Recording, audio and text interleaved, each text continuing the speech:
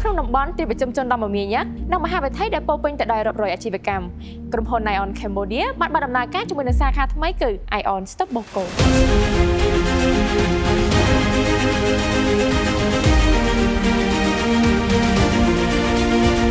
ស្ដាប់អត់ច្រឡំទេពុកម៉ែបងប្អូនទាំងអស់គ្នា Ion Cambodia មានសាខាទី3នៅព្រះរាជាណាចក្រកម្ពុជាអគារតាំងបង្ហាញរបស់ពួកយើងគឺស្ថិតនៅតាមបណ្ដាផ្លូវព្រះមនីវង្សកែងជាមួយ Stock Boko តែម្ដងងាយស្រួលដល់ពុកម៉ែបងប្អូនស្វែងរក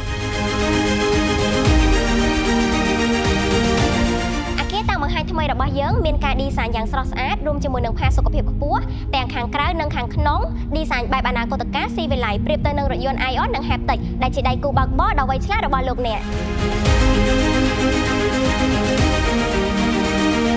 បងប្អូនអាចជួយមកទស្សនាជាមួយនឹងអគារតាំងបង្ហាញរថយន្តអគ្គិសនី Ion និង Haptic ដើម្បីសាកសួរជាមួយនឹងព័ត៌មានក៏ដូចជាទទួលបទពិសោធន៍ថ្មីៗដោយការបើកបរសាកល្បងជាមួយនឹងរថយន្តអគ្គិសនី Ion និង Haptic នាងខ្ញុំម៉ារីណានិងនាងខ្ញុំលីការីករាយនឹងទទួលស្វាគមន៍ពុកម៉ែបងប្អូនទាំងអស់គ្នា